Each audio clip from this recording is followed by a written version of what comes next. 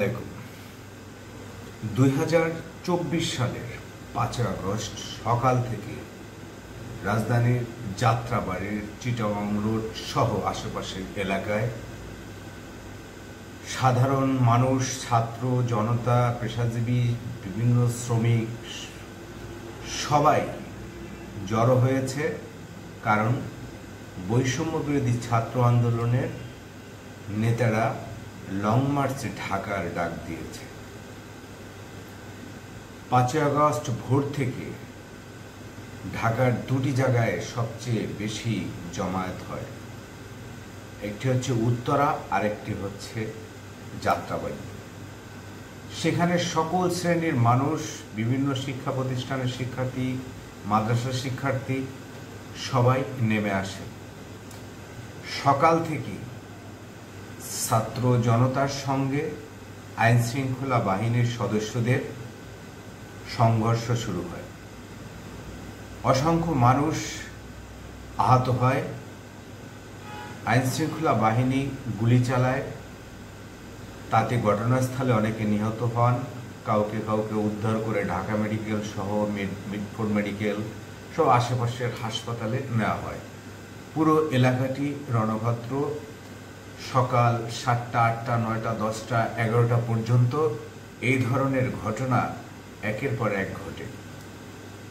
ধাওয়া পাল্টা দেওয়া, পুলিশ এবং অন্যান্য আইন শৃঙ্খলা বাহিনীর নির্বিচারে গুলি, টিয়ার সেল সহ আপনারা জানেন যে যাত্রাবাড়ি পুরো এলাকাটি একটি যুদ্ধক্ষেত্রের মতো পরিস্থিতি ছিল। সেই 10টা 11টার দিকে যাত্রাবাড়িতে ঢাকাতে সবচেয়ে বেশি মানুষ নিহত হয়েছেন আন্দোলনরতরা। সেই 5 আগস্ট সকালে অন্তত 30-40 জনের মতো ঘটনাস্থলেই নিহত হয়। সেই সকালটা যেসব পরিবার তাদের স্বজন হারিয়েছে, তাদের সন্তান হারিয়েছে, কেউ বাবা হারিয়েছেন, এরকমের কয়েকটি পরিবারকে আমিও চিনি এবং আমার সঙ্গে তাদের কথা হয়েছে, আমি তাদেরকে ইন্টারভিউ করেছি। সেসব পরিবারের জন্য আজকের দিনটি অত্যন্ত খুবই স্পর্শকাতর, ব্যথার এবং কষ্টের। গতকাল রাতে একজনের সঙ্গে আমার কথা হয়েছিল, রিয়াজ নামে একজন নিহত, যিনি 5 আগস্ট সকালে যাত্রাবাড়ি থানার সামনে গুলিবিদ্ধ হয়ে মারা যান।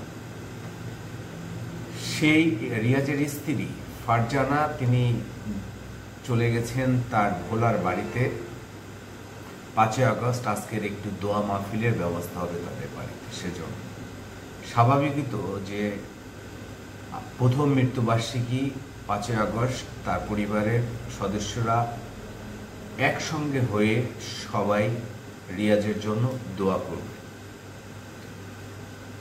আজকের 5 আগস্ট সকালে যারা নিহত হয়েছে প্রত্যেকটি পরিবারেই তাদের স্বজনরা এরকমেরই তাদের নিহত স্বজনের জন্য দোয়া করবেন।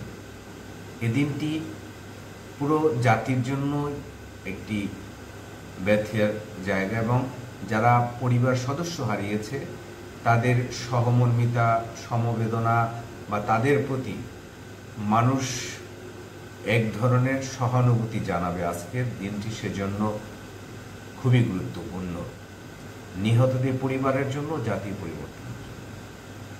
যারা ওই দিন নিহত হয়েছেন তাদের সবার প্রতি তাদের রুহের আত্মা, তাদের আত্মার মাগফিরাত কামনা করছি এবং তাদের প্রতি পরিবারের প্রতি সমবেদনা জানাচ্ছি। পাশাপাশি আপনারা জানেন যে আজকের একটি ঘটনা খুব আলোচনায় এসেছে, সেটি হচ্ছে যে এনসিপির শীর্ষ 5 নেতা তারা আজকে সকালে কক্সবাজারে গিয়েছেন। সেটি নিয়ে গুজব রয়েছে যে বাংলাদেশে নিযুক্ত সাবেক যুক্তরাষ্ট্রের রাষ্ট্রদূত পিটার হাসের সঙ্গে তারা একটি হোটেলে কক্সবাজারে সাক্ষাৎ করেছেন বলে এরকম একটি গুজব রয়েছে। তবে এনসিপির যে নেতারা গিয়েছেন, মুখ্য সমন্বয়ক নাসির উদ্দিন পাটোয়ারি, উত্তর অঞ্চলের সমন্বয়ক সার্জিস আলম, দক্ষিণাঞ্চলের সমন্বয়ক রয়েছেন হাসনাত আবদুল্লাহ, এছাড়াও তাসনিম জারা এবং তার হাজব্যান্ড, তিনিও এনসিপির যুগ্ম আহ্বায়ক খালিদ সাইফুল্লাহ, তারা এই 5 জন তারা সে কক্সবাজারে আজকে সকালে একটি ফ্লাইটে 10-11টার দিকে তারা কক্সবাজারে যায়। একটি বিলাসবহুল হোটেলে তারা ওঠেন। সেই ভিডিও সিসি ক্যামেরার ফুটেজ আমরা সামাজিক যোগাযোগ মাধ্যমে দিনভর দেখলাম। পিটার হার্টসের সঙ্গে তাদের বৈঠক, এই গুজবটি তারা বলছেন গুজব, এখন পর্যন্ত মিটিংয়ের বিষয়টি আক্ষরিক অর্থে তথ্য প্রমাণ দিয়ে কেউ এস্টাবলিশ করেনি কোনো গণমাধ্যম। তবে বিভিন্ন মাধ্যম এবং সূত্র এবং স্থানীয় লোকজন দাবি করেছেন যে পিটার হার্টসের সঙ্গে তারা বৈঠক করেছেন। তবে সেটি এখন পর্যন্ত স্ট্রং কোনো তথ্য প্রমাণের ভিত্তিতে কোনো গণমাধ্যম এভাবে সংবাদ প্রকাশ করেনি যে পিটার হার্টসকে সেখানে দেখা গেছে বা তারা বৈঠক করেছে। এনসিপির পক্ষ থেকে পুরো বিষয়টিকে বলা হয়েছে যে মিডিয়ার সৃষ্টি এবং এটি একটি প্রোপাগান্ডা। পিটার হার্টসের সঙ্গে তাদের কোনো বৈঠক হয়নি। নাসিরউদ্দিন পাটোয়ারি বলেছেন যে তারা ঘুরতে গিয়েছে। আমি এই জায়গাটিতেই মূলত আলোচনাটি করতে চাই যে তারা আজকের 5ই আগস্ট অর্থাৎ 2024 সালের 5ই আগস্ট একটি রক্তক্ষয়ী পরিবেশ ছিল সারা দেশে এবং রাজধানীতে। 5ই আগস্ট অনেক মানুষ প্রাণ হারিয়েছে, তাদের স্বজনরা আজকের ব্যথিত। এই 5ই আগস্ট আমরা দেখলাম যে জুলাই ঘোষণাপত্র পাঠ হয়েছে সংসদের দক্ষিণ প্লাজায়। সেখানে বিভিন্ন রাজনৈতিক দলের নেতারা কর্মীরা এসেছেন। সরকারও বিভিন্ন এলাকা থেকে ছাত্র জনতাকে আনার জন্য উদ্যোগ নিয়েছে। অর্থাৎ সারা মানুষ যখন শোকের মধ্যে রয়েছে, তখন নাসিরউদ্দিন পাটোয়ারিরা বলছেন যে তারা ঘুরতে গিয়েছেন কক্সবাজারে।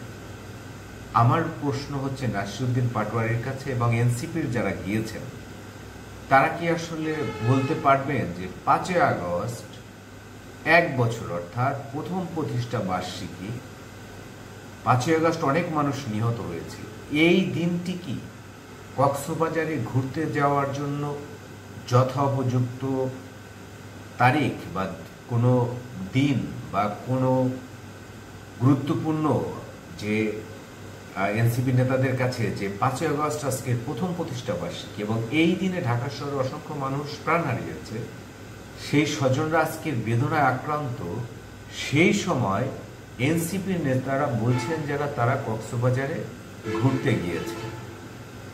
এটা কি ঘোরার সঠিক সময় আজকের? এবং আপনাদের ডাকে সাড়া দিয়ে এসব মানুষ 5ই আগস্ট রাস্তায় নেমেছিল, লক্ষ লক্ষ মানুষ লং মার্চে অংশগ্রহণ করার জন্য তার জীবনের মায়া ত্যাগ করে নেমে এসেছিল। সেই 5ই আগস্ট আপনি বলছেন যে ঘুরতে গিয়েছিলেন, এমনিতেই গিয়েছিলেন, কয়েকদিন তারা রাজনৈতিক কর্মসূচি পালন করেছেন, ক্লান্ত তারা সেজন্য ঘুরতে গিয়েছে। এই দিনটি যদি ঘুরতে গিয়ে থাকেন তাহলে এটি যারা শহীদ হয়েছে বা যারা নিহত হয়েছেন বা যারা আহত হয়েছেন তাদের পরিবারের জন্য এটি দুঃখজনক যে আপনারা এই দিনটিকে অভিসার হিসেবে বেছে নিয়েছেন, ছুটি ঘোরার জন্য বেছে নিয়েছেন। এই দিন আপনারা একটি নিহত পরিবারের পাশে দাঁড়াতে পারতেন, নিহত পরিবারগুলোর খোঁজ নিতে পারতেন, এই দিনে যারা অন্তত মারা গেছে তাদের সমবেদনা জানাতে পারতেন। দল হিসেবে হয়তো কেউ জানিয়েছে, কিন্তু আপনারা আপনাদের জায়গায় যেই ব্যক্তিগত যে জায়গাগুলো আপনারা ঘুরতে গিয়েছেন এবং ঘুরতে গিয়েছেন কারা? এনসিপির নেতারাই শুধু ঘুরতে গিয়েছেন সেখানে। এনসিপি নেতারা অর্থাৎ আপনারা যদি ব্যক্তিগত সময় কাটাতে চান তাহলে 5 জন এনসিপি নেতাই তারা সেখানে গিয়েছেন এবং শীর্ষ 5 জন নেতারা ঘুরতে গিয়েছে। সেই ঘুরতে যাওয়া না যাওয়া আপনাদের বিষয়, কিন্তু সময়টা যে পছন্দ করা বা সময়টা যে নির্ধারণ করলেন 5ই আগস্ট, এটা খুবই দৃষ্টিকটু হয়েছে এবং এই ঘুরতে যাওয়া অবশ্যই যারা 5ই আগস্ট শহীদ হয়েছে তাদের পরিবারের জন্য এটি একটি অপমানজনক যে আপনি তাদেরকে তাদের পরিবার আজকের অনেকেই তাদের নিহতকে স্মরণ করছেন, কিন্তু সেই সময় আপনারা বলছেন যে আপনারা কক্সবাজারে ঘুরতে গিয়েছেন এবং আপনারা সারা বছর এই যে জুলাই ঘোষণাপত্রের জন্য আন্দোলন করলেন, সেই ঘোষণাপত্রের জন্য আপনারা যমুনা ঘেরাও করলেন, আপনারা শাহবাগে আন্দোলন করলেন, আপনারা হুমকি দিলেন, আপনারা আরো আন্দোলনের চালাবার ঘোষণা দিলেন, যদি না হতো আপনারা নিজেরাই ঘোষণাপত্র পাঠ করবেন, এরকমের একটি বিষয়। সেই আপনারা প্রত্যেকটা লোক সরকারকে আলটিমেটাম দেওয়া যারা দিয়েছিলেন, তারা আজকের ঘোষণাপত্রে কি পাঠ হচ্ছে এবং আপনাদের সেই ঘোষণাপত্রের প্রতিফলন আপনারা যেভাবে আকাঙ্ক্ষা করেছে সেটা আছে কিনা, সেটা দেখার জন্য সরকার কত ট্রেনের ব্যবস্থা করলো সারা দেশ থেকে, অথচ আপনারা শীর্ষ 5 নেতাই আজকে সেখানে নাই।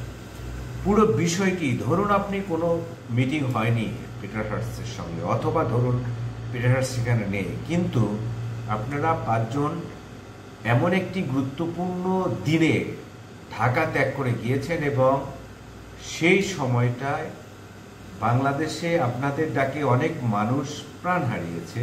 সেইটা কখনোই আপনাদের ঘোরার জন্য বা ভ্রমণের জন্য বা আনন্দ করার জন্য কখনোই সঠিক সময় হতে পারে না। এটি আপনাদের ভুল সিদ্ধান্ত। আজকের এ পর্যন্ত। সবাই ভালো থাকুন। আল্লাহ হাফেজ।